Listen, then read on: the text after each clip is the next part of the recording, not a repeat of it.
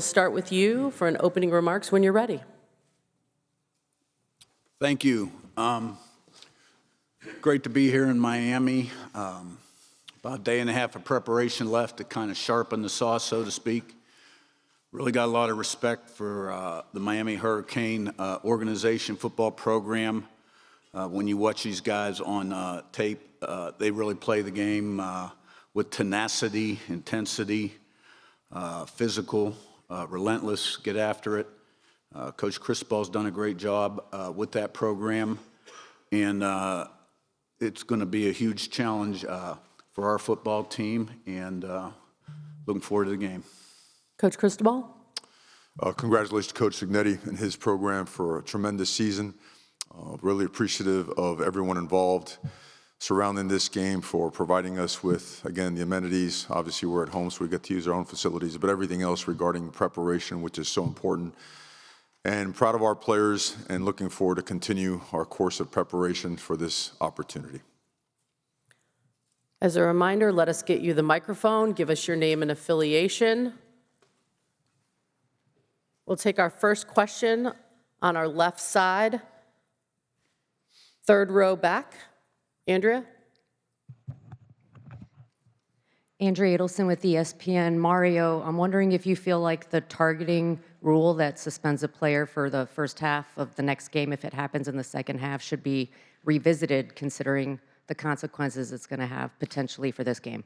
Certainly do. You know, we feel it was unjustly administered, and now it impacts the last game of the season. And we do have the ability, again, as an officiating crew and the powers that be, to revisit that, to give every team due process and their best ability to compete in this game. We're going to take our next question over on our right near the aisle. Yeah, Brooks Austin with the Film Guide Network. Hear coaches talk a lot about finding your why. This is for both of y'all. Why have you dedicated your life to football? Coach Cignetti. I grew up the son of a coach. I was the oldest of four. You know, where he's from, everybody was a steel worker or coal miner. And it seemed like a pretty cool thing to do for a living to me. And when we went to West Virginia in 1970 and I was on the sideline for all the home games, it was Bobby Bowden's first year as head coach at West Virginia. I pretty much knew in my heart what I wanted to do right there. And I don't know what else I would have done other than coach, to be honest with you. Coach Cristobal. I love football. I was a baseball player that wasn't very good and got cut. And by the grace of God, Dennis Lavelle, head football coach at Columbus High School, was walking by the hallway and said, "You should try and play football." And Coach Jimmy Johnson scooped up my brother and I and offered us scholarships to the University of Miami, where we were able to be part of a historic run, and just loved every aspect of it. Two parents that couldn't tell you what a first down was or what a touchdown was, but the ride that they enjoyed with us, the journey they went on with us, and the way that our lives were impacted by that made me realize that I wanted to be part of football and football part of my life for my career. We're going to go next over here on our right, third row on the aisle.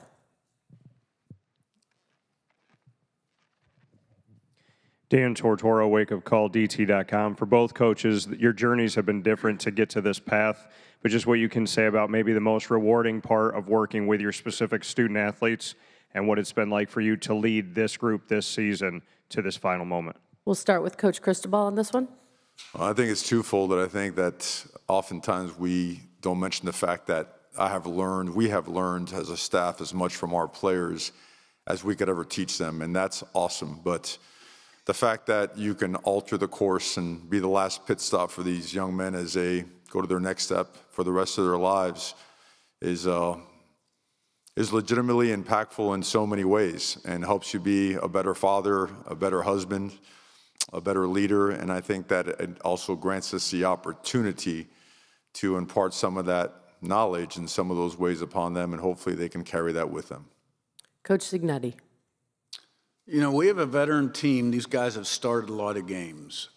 Big Ten Media Day, somebody had mentioned that we had more career starts going into the season by far than any other team.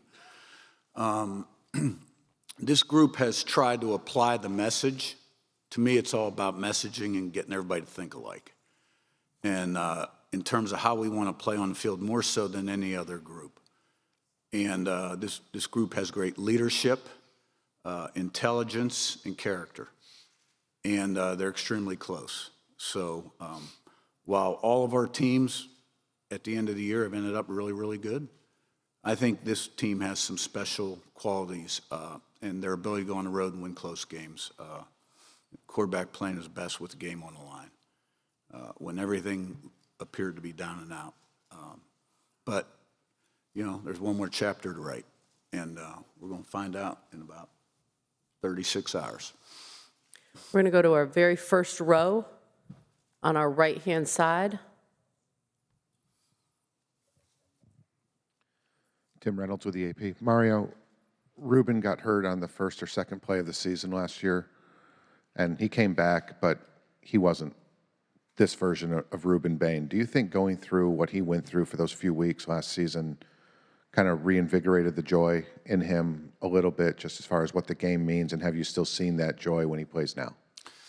Seems like every true competitor takes those setbacks and turns it into something positive that launches them and elevates their game and their spirit and their ability to be a great teammate. And I think this is a perfect case and an example of that. Ruben Bain was born and raised down here in South Florida and was always a huge part of the community, and it was his dream to play for the Miami Hurricanes. And him watching on the sideline just stoked the fire in him where he just refused to be denied going forward. And now that he's fully healthy, he dedicated himself this offseason to staying at his optimal weight, which is about 275, and trim down his body fat, certainly increase his lean muscle mass. And he's become a great leader and now is I would say, confident enough to be outspoken as a leader as well, which is a massive step for him.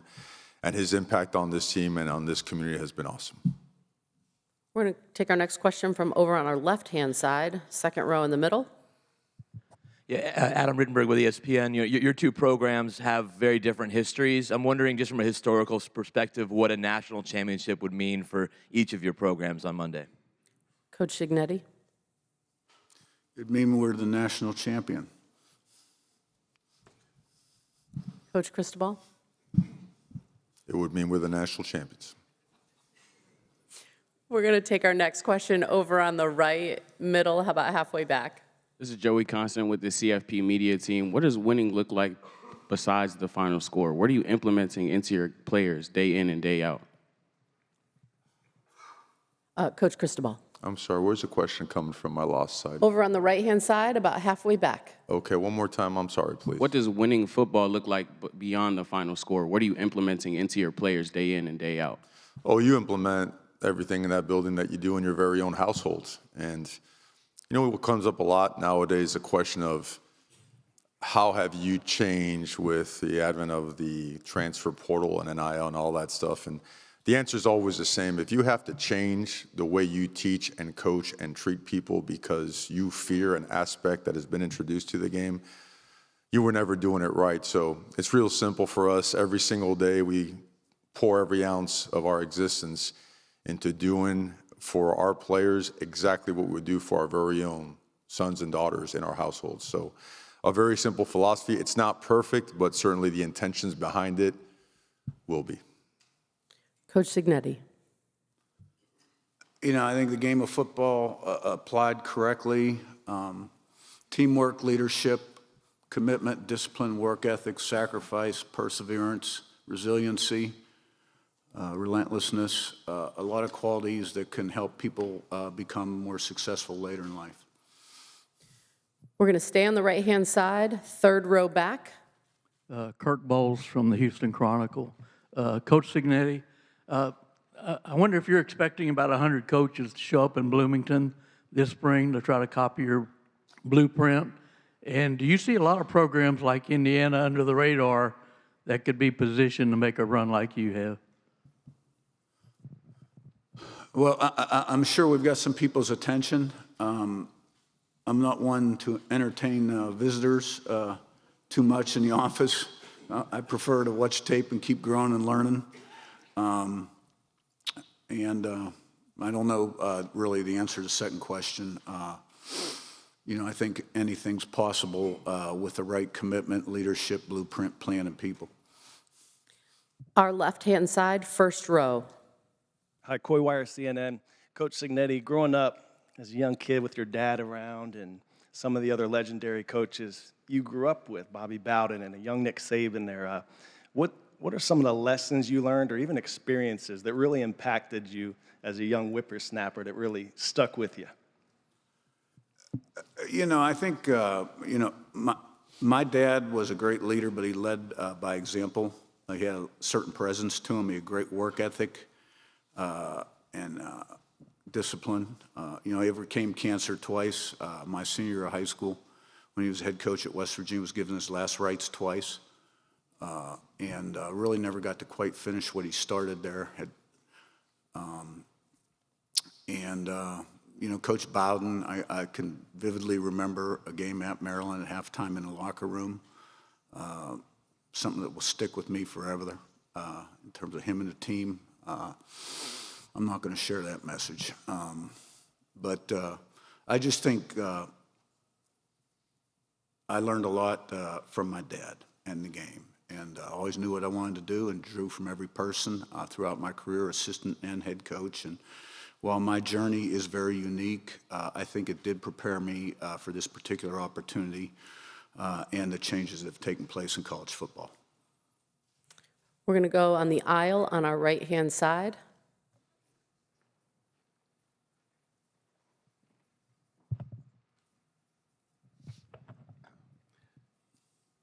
Hello, Scott Docterman with The Athletic. What was it like to walk off the practice field for the final time yesterday, knowing how much that these players have put into it physically, mentally, emotionally throughout the course of an entire season, and what they're putting off physically to reach this level? And what's kind of the bond and the love that each one of you have for your teams and the players and what they've experienced? Coach Cristobal. Well, yesterday's a typical Thursday practice, and I think the processes themselves are no different than any other Thursday, but every team is unique, right? Everyone is uniquely special and different, and has brought something different to the lives of all the people around them. But I don't see us getting caught up in any nostalgic moments or whatnot. I just really sense that our team was really focused, that they were really intent on carrying out the rest of the day's processes, knowing the tremendous opportunity that we have. And that's how we closed out the evening, and that's how we got ready this morning to go and continue our process. Coach Cignetti. Yeah, I think leading up to this game, there's been a lot of pro-Indiana hype, a lot of rat poison out there. And I happened to see Holly Rowe's thing on social media this morning about our guys hugging each other at the end of practice. And it is a close team. And I've witnessed quite a bit of sentimentalism throughout the week from some of our seniors who we've been with quite a long time. I think it's time to sharpen the saw now, throw those warm fuzzies out the door, that sentimentalism. It's time to go play a game against a great opponent. We got to have a sharp edge going into this game.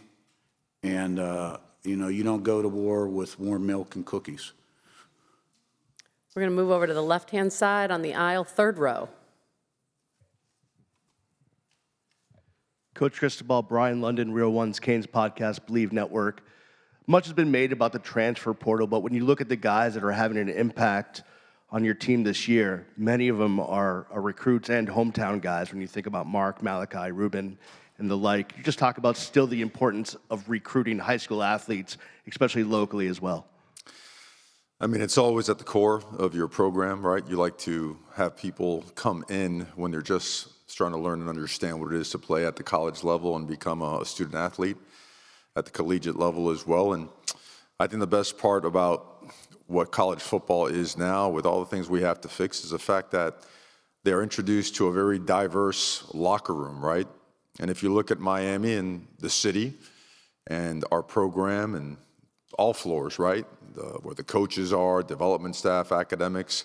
We come in every size, shape, skin color, ethnicity, speak just about every single language, and it's awesome. And when your local guys become prominent players, it really galvanizes the community. But I think what's also helped us continue to elevate is the fact that we're very national, and we've come from all over, and here people are accepted and people are driven, and if they love to work hard, if they are high-achieving mentalities, if they care about doing things the right way and push themselves in the classroom and on the field, then they're going to get along great, and that's what I think we're starting to see a lot more of, and that was the initial challenge to get us going and thinking in that direction. So I'm not sure if I answered your question, but I hope that kind of, encompasses a little bit about the local plus, the out-of-state guys. We're going to move to the right-hand side. Coach, this is for you. Yesterday, I spoke with Carson Beck, and we talked about his experiences with playing in the national championship. And as you guys know, this isn't anything new for him. He's done this before twice, have 2 rings and soon to be 3. You spoke about mentality. Talk to me about Carson Beck's leadership with leading this Miami team.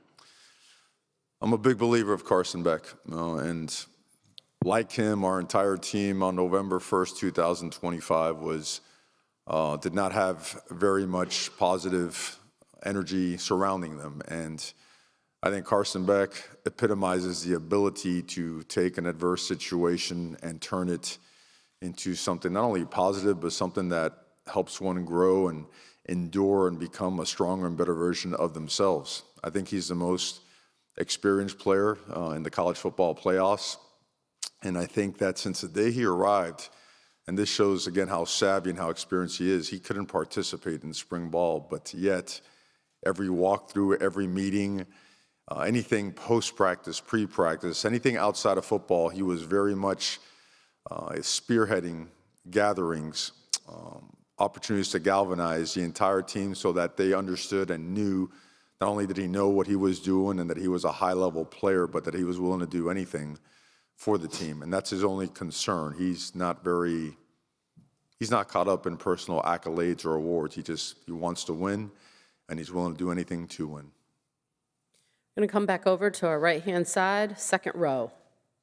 Thanks. First question is for Coach Cignetti. Scott Morgan, Ross, South Florida Tribune. First of all, you have a chance tomorrow night to do something that Bob Knight did, and that's go undefeated and untied to win a national championship. What are your thoughts about Bob Knight and to begin with, and what you have a chance to do, obviously, tomorrow night, because obviously he's revered on that campus? Yeah, it was 50 years ago, as a matter of fact, and I was a big kind of Bob Knight fan as a little kid. I liked sort of the shenanigans and the faces at the press conferences and throwing the chair across the court. I thought that was pretty cool.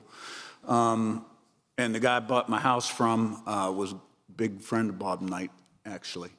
So, I think, but it really has no effect on, what's going to take place here, 7:50 tomorrow night. And but it was 50 years ago. And, if we're able to climb that mountain, it'll be a unique coincidence. And Mario, you obviously entered the tournament as a number 10 seed. How much did that drive you throughout there to prove a lot of people wrong, that you certainly believe that you deserve to be where you're going to be at tomorrow night to finish the job?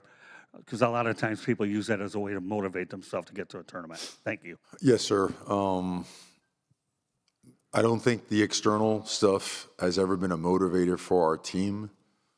I think it's always been internal. I think our guys always want to prove themselves right.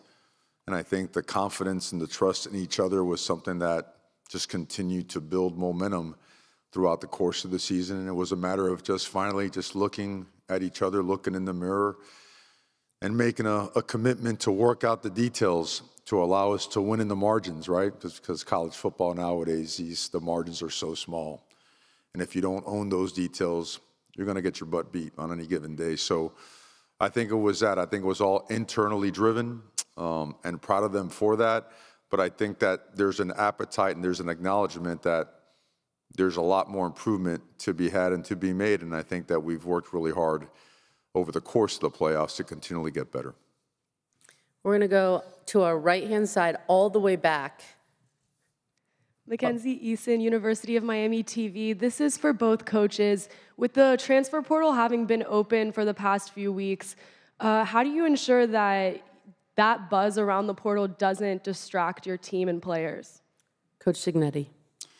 I think we're beyond that point now. The first weekend it opened where you could have official visitors and had commitments. I had to deal with it the following day very briefly. And after that, I thought we were fine. It's the reality of college football. And I think the players understand it's a reality. It doesn't mean they accept or respond to the consequences of it very well all the time. But I don't see it as a big issue. Coach Cristobal. You handle everything like you handle everything. You handle it with honesty and with transparency and put your cards on the table, make sure you do your best to get people to put their cards on the table and just operate from that standpoint. I think anything outside of that, whatever way it works out, it was meant to be. We're going to stay on our right-hand side, second row. I have a question for Coach Cristobal and Coach Cignetti. Coach Cristobal, first of all, congratulations to you and your success your staff has had for the city of Miami. When you was recruited by Miami, you talk about how Michael Irvin on the visit actually said some choice words to you that inspired you to become a Miami Hurricane. Recently, Michael Irvin actually kissed you on national TV. It's on the cheek, by the way, so we all. Have you sat down with Michael Irvin and set some boundaries, or as long as you're winning, Michael Irvin can do whatever he wants to do? I'd rather not get kissed by Michael Irvin. He was a great teammate. In fact, he was one of the kind of hosts on when I was on an official visit at the University of Miami. Look, that was a day and age that I don't know if it'll ever be duplicated, and I say it all the time. Like, I'm a nobody.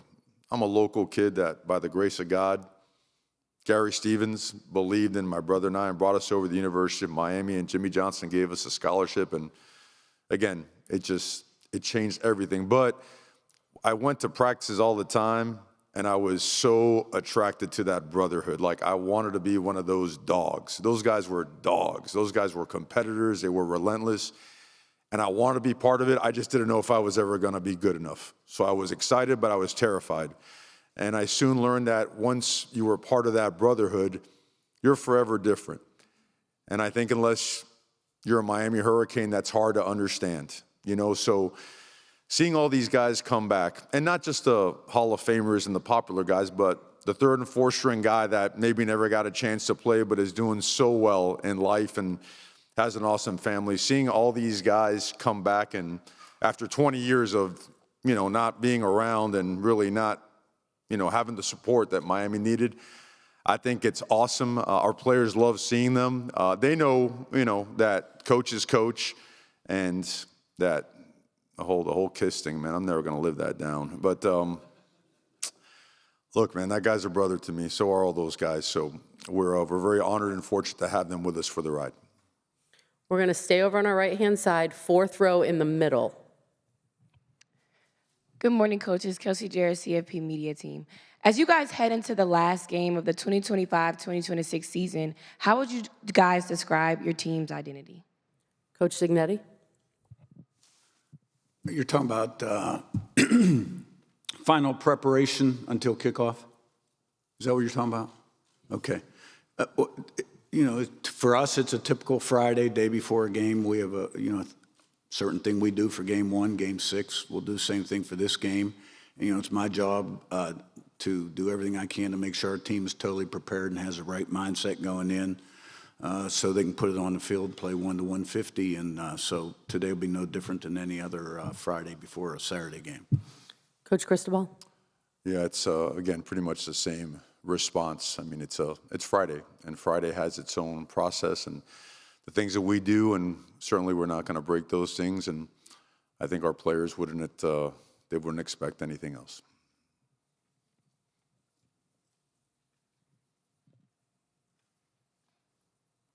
We have time for a few more questions, but are there any questions? Oh, we'll come back down here to the very front. Very front row. Tim, back to you. Coach Cignetti, the national championship game is a challenge, obviously, in and of itself. The fact that you will be on Miami's sideline, but in the stadium that they call home. What sort of extra motivator is that this is, I know your alumni travel extremely well, but this is going to be considered a road game in a lot of ways for you guys. What sort of motivator is that for your kids? I'm not sure it's a motivator. It is what it is. It's factual. This is where Miami plays their home football games, and we're playing a game against them with a lot on the line. That's it, plain and simple. We're going to come back down here to the front. 2 down from our last question.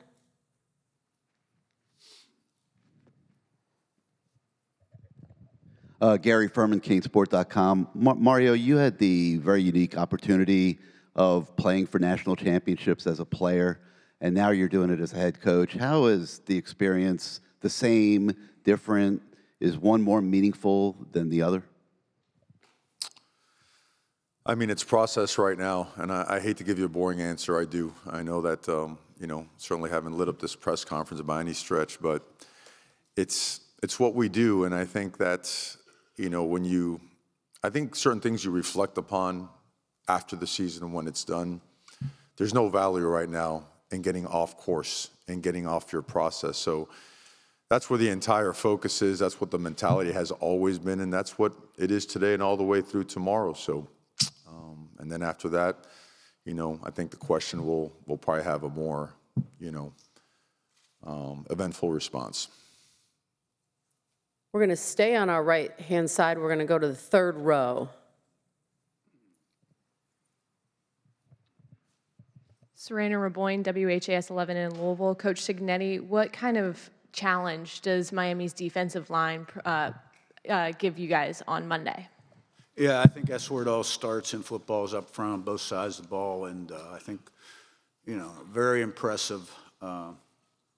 They're deep, they're twitchy, they're strong, they're violent. I know Corey likes that word, violent. They're philosophically very similar to us in terms of disruption, TFL, sacks, stop the run. They just do it a little different way.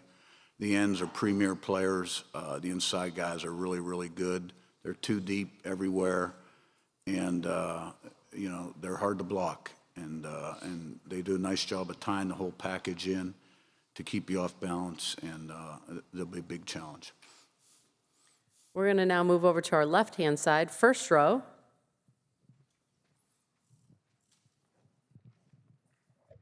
Hi, Coy Wire, CNN. Coach Cristobal, as you were training and studying to become a Secret Service agent, can you describe how tormented you were internally when you kept thinking about your love of football, and what was that moment like when you finally decided you were going to chase that dream? I mean, it was something that I always kind of envisioned myself doing, working for the federal government. I loved every aspect of it. My family's always been in law enforcement, right? Law enforcement, teachers, construction workers. It's kind of what you do.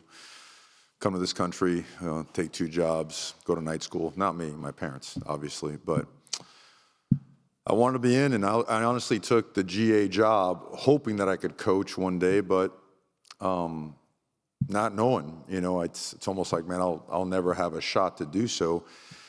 And once you're in, you get your first taste of it, and back then there was only 1 GA. Now there's 44 analysts on each side of the ball. Back then you had to do every card, right? Write down every single ounce of film. And making about $1.70 an hour, working 22-hour days, and a glutton for punishment. I loved it. And I remember being at the Gator Bowl with a bunch of the players, young. You might know these names: Reggie Wayne, Santana Moss, Ed Reed. Those guys were young pups, and back then they didn't have a cell phone. Got a pager, right? Boom, call so and so. Special agent, assistant to a special agent, Secret Service, Miami, for your appointment to come on in and join. And that's when it hit you, like, whoa. But slept on it. I woke up in a panic. I love football. I've always loved football. Didn't really play it for anybody else or want it for anybody. I just loved it, and I wasn't willing to let that opportunity go again. So by the grace of God, I was able to move my stuff back in my GA office. Butch Davis, Larry Coker took me back and gave me the opportunity. We're going to take our last question from, again, on our left side, 3rd row. Bailey Smith, Gulf Coast News in Fort Myers, Florida. Coach Cignetti, Coach Cristobal. When you look back at both of your teams from where you started at the beginning of the year to where you are today, what would you say is the biggest internal growth that you see, and what makes you the most proud of all of them? Coach Cignetti? Well, the first play of the game in our opener, Old Dominion went 80 yards for a touchdown on a quarterback run. So we were down 7-0, just like that. And I think we build on our successes. Success brings belief, which brings confidence and more success. And through repetitions of mother learning, you get better. And with some big road game wins, we developed more belief and confidence that we could that we were a resilient football team and could overcome any kind of unexpected challenge. And so I think the team, grew quite a bit and has put itself in position to be where we are today. Coach Cristobal. I think game one opened up our eyes. I think the entire country expected us not to do well against a great team in Notre Dame, and that built our confidence in a big-time way and had us going the right way. And we got field rushed, in Dallas over at SMU, and reality hit, and everyone on our football program saw that graphic, that edit. Miami has a 5% chance to make it into the postseason.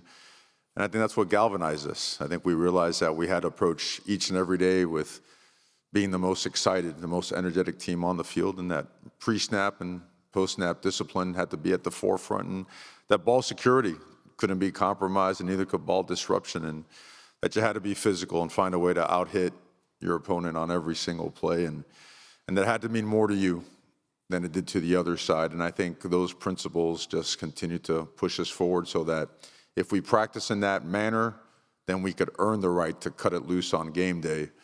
And as those games have come on, we have gotten better and better, and again, still have a lot to improve, and looking forward to tomorrow night. Coaches, we're going to move into our photo opportunity with the trophy. If you guys could please get on each side.